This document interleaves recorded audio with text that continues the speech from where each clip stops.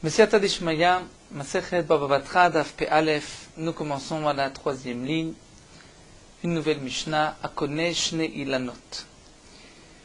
Ce din de celui qui achète deux arbres, nous l'avons déjà vu plusieurs fois, la Gemara l'avait déjà rapporté, Sidaf Ain Aleph, et auparavant dans le Rajbam, celui qui achète deux arbres ou trois arbres. Nous avons vu donc le din que la Mishnah ici reprend, Akone Shne Ilanot Betor Sadeh Chavero, celui qui achète deux arbres dans le champ de son prochain. Harezelo Kana Karka, il n'a acheté que les arbres, mais il n'a pas acquis le terrain autour des arbres ou le terrain sous ces arbres. C'est comme s'il a acheté les fruits de cet arbre, et donc lorsque l'arbre va sécher, il devra déraciner l'arbre, il ne pourra pas planter un autre arbre à la place, étant donné que ce n'est que deux arbres. Lorsqu'un homme achète trois arbres, nous verrons qu'il a acquis pas seulement le terrain sous ces arbres, mais aussi entre ces arbres et autour des arbres. Rabbi Meir Omer Kanakarka, pour Rabbi Meir, même lorsqu'un homme achète deux arbres, il a acquis aussi le terrain sous ces arbres. Higdilu, nous reprenons, d'après Tanakama, celui qui a acheté deux arbres n'a pas acheté de terrain. Donc Higdilu, si les arbres ont grossi, les branches se sont développées, lo yashpe. Le propriétaire du terrain ne pourra pas couper les branches, bien que ces branches vont lui causer du tort, puisque l'ombre est mauvais pour le terrain, pour un terrain qui ne se suffit pas à l'eau de pluie. Mais étant donné que le propriétaire de l'arbre, celui qui a acheté les arbres, n'a pas de terrain, donc c'est que le propriétaire du terrain a été méchabet son terrain, c'est-à-dire soumet son terrain aux arbres. Et donc si les arbres grossissent, les branches s'étalent, il devra les laisser. Si un nouveau tronc, une branche, pousse du geza, du tronc, shelo, c'est à lui, c'est au propriétaire de l'arbre. Si ça pousse des racines, shel balakarka, ça appartient au propriétaire du terrain. Veimmetu, et si les arbres meurent, sèchent, en lo karka, celui qui a acheté les arbres n'a pas de terrain, il ne pourra pas replanter d'autres arbres à la place des premiers. Mais Kanash Losha, lorsqu'un homme a acheté trois arbres, la Kanakarka, il a acquis le terrain, étant donné que les trois arbres font que le terrain devient un Sadeh Ilan, un champ pour des arbres. Et donc, il a acheté aussi le terrain. Higdil aussi, les arbres ont grandi ou grossi, les branches s'étalent, Yashpe, là, le propriétaire du terrain, c'est-à-dire que celui qui a acheté les arbres n'a acheté que le terrain sous ces arbres, entre ces arbres et un peu autour des arbres. Nous verrons le shiur par la suite, combien autour des arbres. Mais si les branches dépassent cette partie qui lui appartient, il devra couper, donc le propriétaire du terrain pourra couper les branches. Puisque, étant donné que celui qui a acheté trois arbres a un terrain, donc le propriétaire du terrain, ce qui reste du terrain, n'a pas soumis son terrain aux arbres. Si une branche pousse du tronc ou des racines, shelo, c'est au propriétaire de l'arbre, puisque le propriétaire de l'arbre est aussi propriétaire du terrain autour de ces arbres. Si les arbres sont morts, ont séché, il a un terrain, il pourra en replanter d'autres. La Gemara poursuit, Nanatam, nous avons enseigné là-bas, concernant les dinim de Bikurim. Les Bikurim, c'est les prémices. Un homme a des fruits, un arbre fruitier dans son jardin, donc des shivataminim. Lorsque un fruit, les premiers fruits commencent à pousser, il devra faire un petit signe avec un petit fil autour de ces fruits pour ensuite les apporter au Beth Amikdash et les donner au Kohanim. C'est les Bikurim. Et il y a une kriya, une lecture, un paragraphe, donc marqué dans Parashat Kitavo, à propos des Bikurim, ce que l'on doit dire devant Akadosh Baruch Hu. Mais celui qui n'a pas de terrain, qui n'est pas propriétaire, ne pourra pas dire cette phrase, puisque la Torah mentionne dans ce passage, où l'homme dit, Hine veti et reshit peria adama shenatatali Hashem. Il vient dire, j'ai apporté les prémices des fruits de la terre que tu m'as donnée. S'il n'est pas propriétaire de la terre, il ne pourra pas dire Mina Adama Asher Natatali. Donc la Mishnah nous enseigne Nanatana. Connais Shnei Lanon Betor Shel Chavero, celui qui achète 2 arbres chez son prochain. Et que ces arbres ont donné des fruits, donc il y a des prémices, des bikurim, Mevi Venokore. Celui qui a acheté ces arbres apportera les prémices, les bikurim Venokore, mais il ne pourra pas lire le passage puisqu'il ne peut pas dire Adama Shanatatali, étant donné qu'il n'est pas propriétaire de la terre. Mais Rab Meir Omer Mevi Vekore, Rab Meir pense qu'il pourra apporter et lire, comme nous l'avons vu dans la Mishnah, que pour Rabbi Meir, lorsqu'un homme achète 2 arbres, il a aussi acquis le terrain. Donc puisqu'il a acquis le terrain, il pourra dire Adama Shanatatali. Amar Rabbi Yuda Amar Shmuel. Rabbi Yuda dit au nom de Shmuel, dire bien que dans la Mishnah de Bikurim, dans notre Mishnah, nous avons vu qu'un homme qui achète 2 arbres, d'après Rabbi Meir, devient propriétaire du terrain, il a été koneh karka. Cela veut dire que si un homme achète un seul arbre, il n'est pas propriétaire du terrain.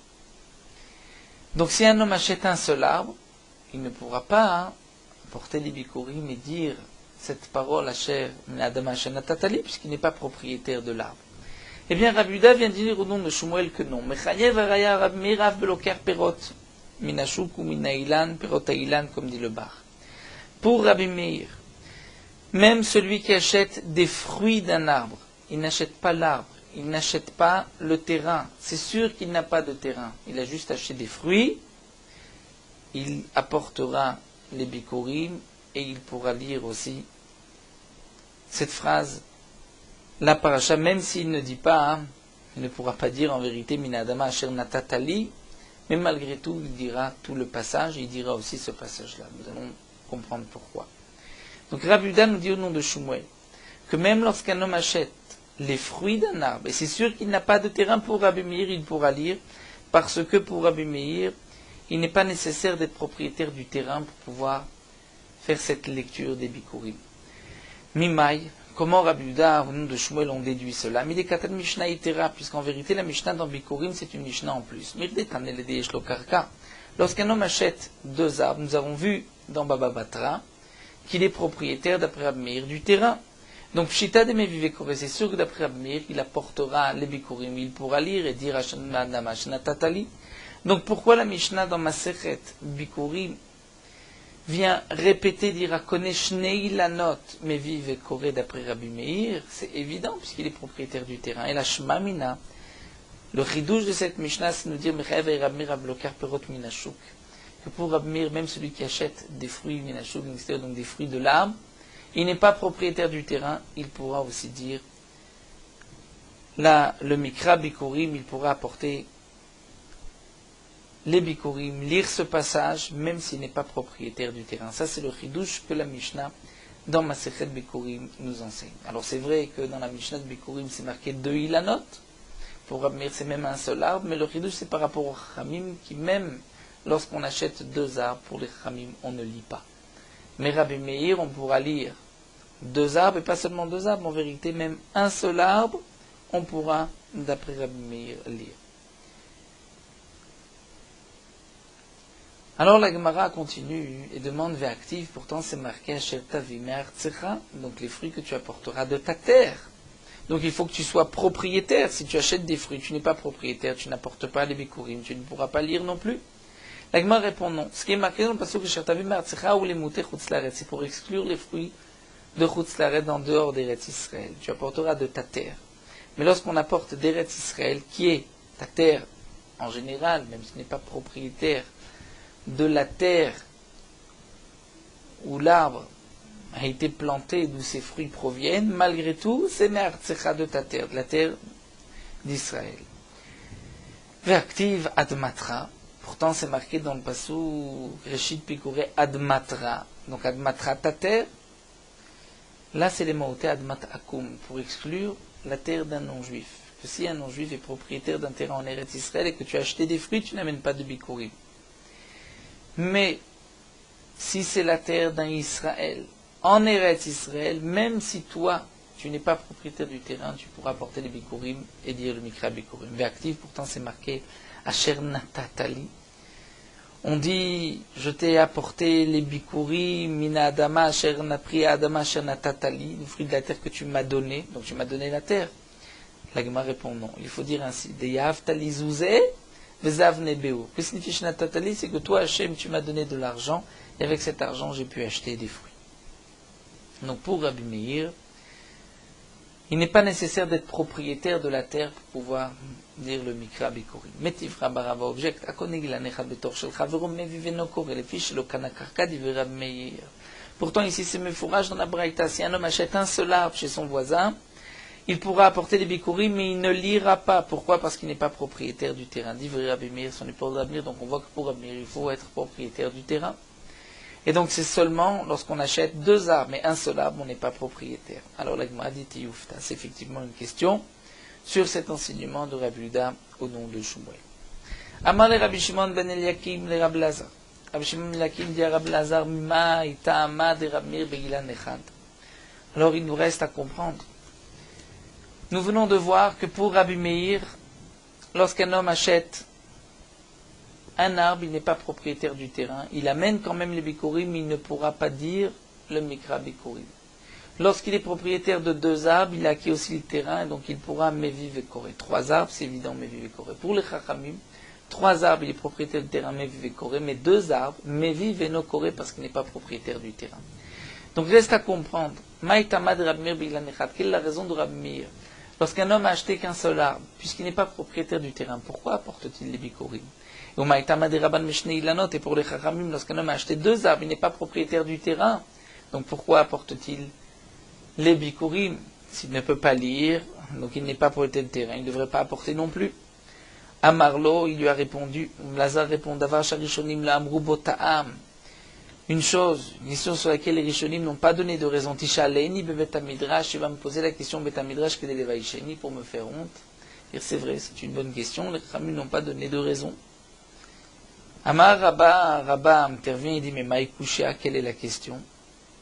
Tu te poses la question, pourquoi d'après Rabbi Meir, lorsqu'il a un seul arbre, il apporte quand même les bikurim, ou pourquoi pour les chachamim, lorsqu'il a deux arbres, il apporte les bikurim? Dites-moi Rabbi Meir, peut-être que Rabbi Meir a un doute, lorsqu'un homme achète un seul arbre, est-ce qu'il est propriétaire du terrain ou pas? Donc dans le doute, il doit apporter les bikurim, mais il ne pourra pas lire, étant donné qu'il n'est pas sûr d'être propriétaire. Verabanan, on dit Rabbi Shneilanot, pour un arbre, ils n'ont pas de doute. Trois arbres, ils n'ont pas de doute, c'est sûr qu'il est propriétaire. Pour deux arbres, ils ont un doute. Si tu dis ainsi, directement, Mesaf Kele, est-ce que vraiment tu penses que pour Rabbi Meir, il y a un doute? Va katane, les fiches, le kanakarka, dit Rabbi Meir. Dans la Braïta, c'est marqué que Rabbi Meir affirme, mais vive no koré parce qu'il n'a pas acheter le terrain, il n'est pas propriétaire du terrain. Donc on voit que Rabbi Meir n'a pas de doute, c'est sûr qu'il n'est pas propriétaire du terrain. La Gemara dit, ce n'est pas une grosse question, on peut dire Shema lo kanakarka. Que signifie les fiches lo kanakarka? C'est Shema peut-être lo kanakarka. Peut-être qu'il n'a pas acquis le terrain. Donc la Gemara maintient cette réponse de Rabba. Lorsqu'un homme a acheté un seul arbre pour Rabbi Meir, ou deux arbres pour les chachamim, il y a un doute, est-ce qu'il est propriétaire des arbres et du terrain aussi ou pas, donc il apporte les bikurim, mais il ne lira pas. La Gemara continue, mais pose la question d'Ilmala bikurim ninou, peut-être que ce ne sont pas des bikurim, puisqu'il n'est pas propriétaire du terrain, il n'a pas d'obligation. Fekama yel chulin nazaré, à ce moment-là, on va rentrer dans une autre interdiction, c'est de faire rentrer des fruits qui sont chulin, qui sont profanes dans la hazara. Et la Torah nous interdit de faire rentrer toute chose dans la Hazara qui n'est pas Kodesh, qui n'est pas en rapport avec le Beth Amikdash. Donc si c'est Choulin, c'est vrai que tu as un doute, mais dans le doute, tu ne peux pas amener au Beth Amikdash. Si c'est Bikurim, c'est vrai que tu peux amener au Beth Amikdash les fruits, mais peut-être que ce n'est pas Bikurim, c'est des fruits comme les autres. Donc tu ne peux pas les apporter dans la Hazara. Alors la Gemara répond des Magdish Léou. Il est Magdish. Il fait un tnaï. Il dit si c'est des bikurim. Donc puisque c'est des bikurim, je les amène au Beth Amikdash. Et si ce n'est pas des bikurim, je les rends kadosh pour pouvoir ensuite, avec leur valeur, acheter un korban. Donc ce n'est plus Choulin Ba'azara. Le Rajma m'explique quel est le problème de Choulin ici Ba'azara, parce qu'en vérité il n'y a pas de shrita. c'est que si un homme voit ces bikurim arriver au Beth Amikdash, ces bikurim sur lesquels il y a un doute, et on voit que on ne se conduit pas avec comme des bikurim, il pensera que même avec d'autres bikurim, c'est ainsi qu'on doit se conduire. Donc c'est pour cela qu'il faut faire attention de ne pas apporter un safek bikurim Beth Amikdash. Mais l'Agma répond que donc il a été Magdish al-Tanaï. Donc je peux apporter ces fruits au Beth Amikdash mimman nafshach. Si ce sont des bikurim, donc j'ai le droit. Si ce n'est pas de bikurim, je suis Magdish et je dis qu'avec la valeur de ces fruits-là, je vais acheter un korban. Demande l'Agma va abaïmichlinu. Pourtant, les bikurim, il faut les consommer, il faut que le Kohen les mange. Si c'est des bikurim, tu vas les donner au Kohen. Mais peut-être que ce n'est pas des bikurim et que donc tu les as rendus Ekdesh, du Shaddamim, pour pouvoir acheter un korban, mais le Kohen ne peut pas les manger, puisque c'est Kodesh. Il m'a répondu des pariklés où on va les racheter. C'est-à-dire, on les apporte au Beth Amikdash. Donc lorsqu'ils sont dans la Hazara, c'est ou Bikurim ou Kodesh, et ensuite je rachète la valeur de ces Bikurim, et je permettrai au Kohen d'en manger. Et avec l'argent que j'ai récupéré, j'achèterai des korbanot. La Gemara continue, dit Malav Bikurim Nino. Peut-être que ce ne sont pas des Bikurim. Et si ce ne sont pas des Bikurim, il y a une obligation de Trumot ou Maasrot. Alors que si c'est des Bikurim, il n'y a pas de Trumot ou Maasrot. Donc, dit le Malav Bikurim Nino. Peut-être qu'en vérité, ce n'est pas des Bikurim. Et je vais leur enlever la Trumot ou Maaser. Je ne vais pas prélever Trumot ou Maasrot. La Gemara répond non. Des Mafrish Léou. On parle aussi dans le cas où on est Mafrish, Trumot ou Maasrot. Donc, on va tout faire pour sortir en réalité de tous les problèmes. On doit les apporter au Beth Amikdash, c'est peut-être des bikurim, peut-être que ce n'est pas, donc je suis Magdish. Je vais les donner au Kohen, peut-être que c'est des bikurim, peut-être que ce n'est pas des bikurim, donc je vais racheter avant de donner au Kohen, pour que la Kedusha, au cas où c'est Ekdesh, passe dans cet argent avec lequel j'achèterai des korbanot. C'est vrai que je vais quand même prélever Trumot ou Maasrot, puisque peut-être que ce ne sont pas des bikurim. Et la Gemara continue, Bishlama Trouma Gdola, tu peux la donner Yaivle la Kohen, tu peux donner un Kohen. Puisque tu vas dire, si c'est une Trouma Gdola, tu donnes au Kohen. Ce sont des bikurim, c'est le Kohen qui mange les bikurim. Le Maaser Sheni, ce deuxième prélèvement qui était mangé à Yerushalayim, Name Yaivle Kohen, tu donneras un Kohen qui mangera à Yerushalayim. Donc si c'est bikurim, c'est au Kohen, il n'y a pas de Maaser. Si ce n'est pas bikurim, c'est Maaser Sheni qui sera mangé par un Kohen. Et même si on est dans une année de Maaser Ani, puisque, comme nous le savons, la première, la deuxième, la quatrième et la cinquième année de la Shemitah, c'est Maaser Sheni, et la troisième et la sixième, c'est Maaser Ani. Donc un Maaser qu'on donne aux pauvres, eh bien tu donneras un pauvre Kohen, il y a les Kohen Ani. Mais le problème, c'est pour Maaser Rishon, demande l'Agma. Le Maaser Rishon doit être donné au Lévi. Peut-être que ce sont des bikurim, donc c'est le Kohen qui doit manger les fruits. Peut-être que ce ne sont pas des bikurim, mais quand tu as prélevé le Maaser Rishon, tu dois le donner au Lévi. Donc le Lévi, les man Yaivle à qui on va donner, l'Agma répond des Yaivle les Kohen. On donnera un Kohen comme Rabbi Elazar ben Azaria, puisque Rabbi Elazar ben Azaria pense que le Kohen peut aussi recevoir le Maaser Rishon. Et Tanya, nous avons une braïta Trouma Gdola, le Kohen. La Trouma Gdola est donnée au Kohen. Maaser Rishon au Lévi d'Ivri Rabbi Akiva. Et Rabbi Elazar ben Azaria même Maaser Rishon af la Kohen. Le Maaser Rishon peut être donné aussi au Kohen, ou d'après le Bach, Maaser Rishon la Kohen. Seulement au Kohen. Et comme explique le Rashbam, seulement au Kohen et pas au Lévi, comme la Gemara le dit dans Masechet Ketubot, après le Knas de Ezra, où Ezra a fait un Knas, puisque les Lévim n'ont pas voulu monter de Bavel vers Eretz Israël, à l'époque du deuxième Beth Amikdash, et donc Ezra leur a enlevé la possibilité de recevoir le Maaser Rishon et l'a donné aux Kohanim, puisque les Kohanim sont aussi appelés des Lévim, comme le Rashbam le rapporte de la Gemara dans 24 endroits. La Torah dit à Kohanim Alvi'im. Donc la Gemara poursuit. Donc nous allons tout faire dans le doute pour que d'un côté on puisse accomplir tous les lignes de Bikurim, d'un autre côté ce ne sont pas des Bikurim, prélever Trumot ou Maasrot ou les rendre Kodesh et ensuite les racheter. Tout cela parce que nous avons un Safek. Pour celui qui a acheté un arbre d'après Rabbi Meir ou deux arbres d'après les Chachamim, est-ce qu'il a acheté le terrain ou pas? La Gemara continue. Vidit ma Bikurim Ninu. Peut-être que ce sont des bikurim ou baokriya et qu'on doit faire cette lecture. Et comment on va pouvoir manger des fruits sans dire le passage?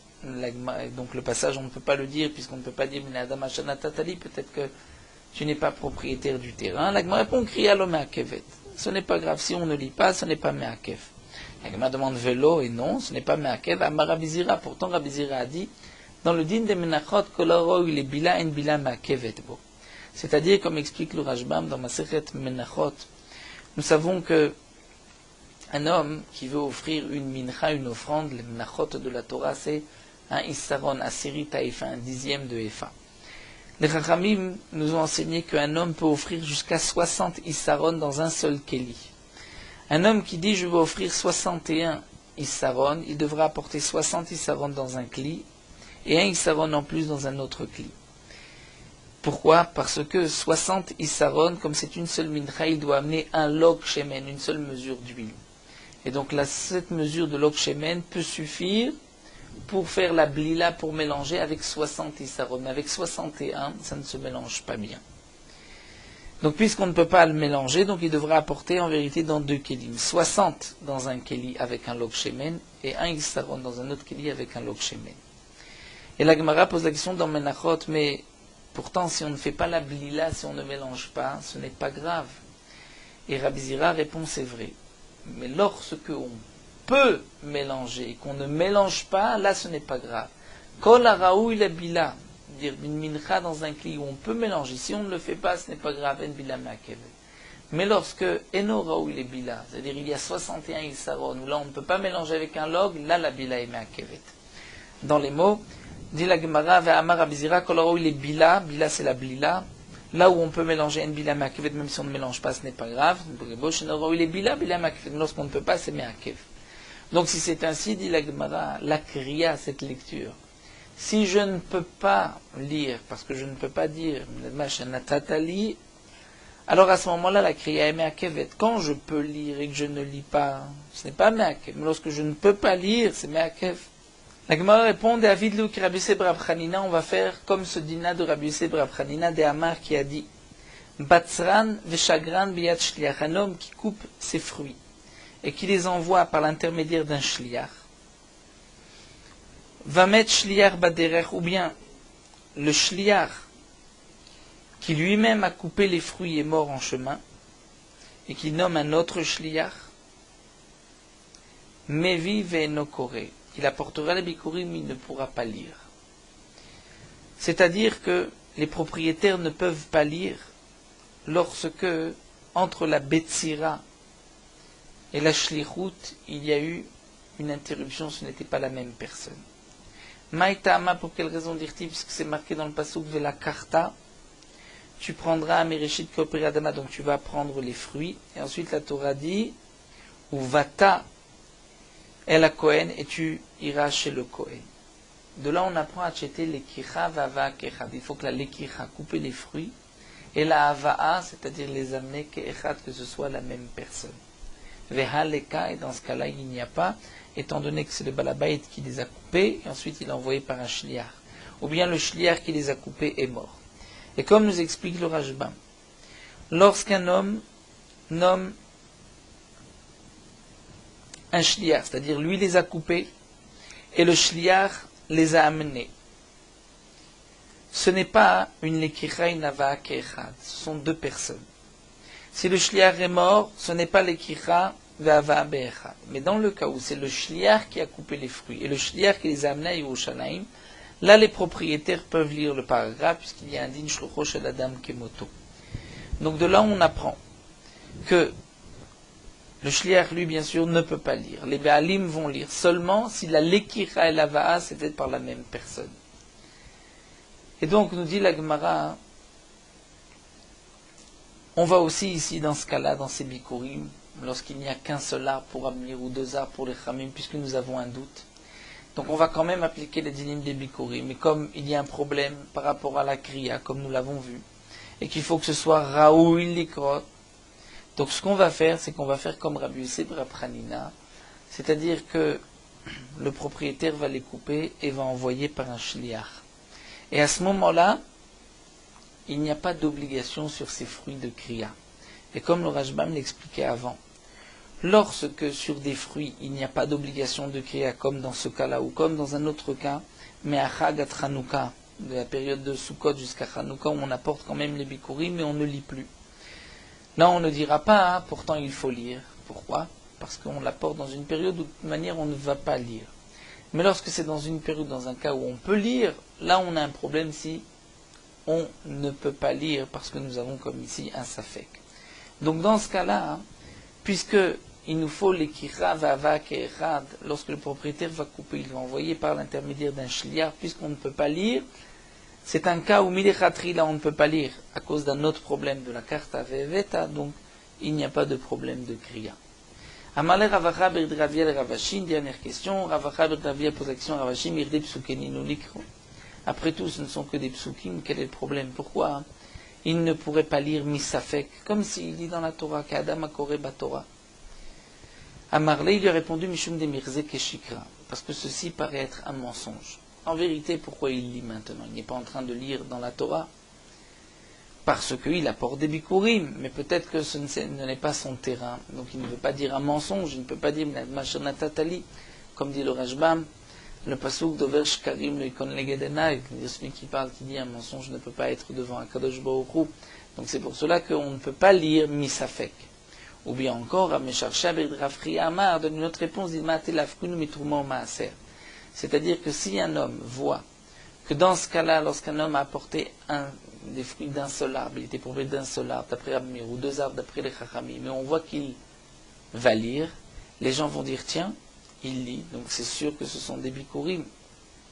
Si ce sont des bikurim, ils vont eux dans le même cas, ou même celui qui les apporte va se dire puisque je lis, je fais ce passage-là, donc c'est sûr que ce sont des bikurim, donc il ne va pas se soucier des trumot ou maasrot, et comme nous avons dit que c'est un safek, il doit en vérité prélever trumot ou maasrot. Donc les Ramim ont exigé que même si je pourrais lire Misafek, je ne lise pas, afin que moi-même ou tout celui qui voit les fruits que j'ai apportés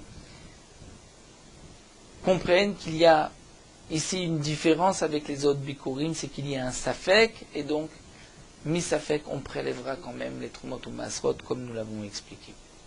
Là, nous allons nous arrêter ici. Donc, nous avons vu le din de celui qui achète 3 arbres, 2 arbres ou un arbre. Dans les dinim donc de Baba Batra, est-ce qu'il est propriétaire du terrain ou pas, et dans les dinim de Bikurim, où nous avons vu que pour Rabbi Meir, lorsqu'un homme achète un arbre, mais il ne lit pas, puisqu'il y a un doute, est-ce qu'il est propriétaire du terrain? Lorsqu'il a acheté 2 arbres ou 3 arbres, il pourra apporter et lire, parce que d'après Rabbi Meir, il a acquis le terrain. Pour les Chachamim, un arbre, c'est sûr qu'il n'est pas propriétaire, donc il n'apporte pas. 3 arbres, c'est sûr qu'il est propriétaire, il apporte et il lit. 2 arbres, il y a un Safek, Mevi, Veno Kore. Nous terminons avec Meorot Halacha, Daf Pe Aleph, concernant Parashat Zachor et Parashat Para. Au moment où le Shaliach Tzibour lit dans la Torah les psukim de Parashat Zachor ou de Parashat Para, avant Purim, Zachor et après Purim Para, le Tzibour, la communauté, doit faire attention donc d'écouter, de se concentrer, et même dans les cas où, comme nous l'avons vu, le Shulchan Aruch aurait permis d'étudier autre chose, pour ces 2 parashiotes, on ne pourra pas étudier autre chose, c'est interdit, il faut écouter la Kriyat Torah, puisque c'est une Kriya Minatora. Il est interdit de parler au moment de la Kriyat Torah, même au moment où le Shaliach Tzibour reprend des psukim qu'on a déjà lus, par exemple pour Maftir, ou bien des psukim qu'on lit pour les Mosifim. De la même manière qu'au moment de la Kriyat Torah, il y a une interdiction de parler, même donc des divrei Torah, de même au moment de la Haftara, il est interdit de parler tant que le Maftir n'a pas terminé sa lecture, puisque la Kriya de la Haftara n'est pas seulement sur le Maftir, mais aussi sur tous ceux qui se trouvent dans la synagogue.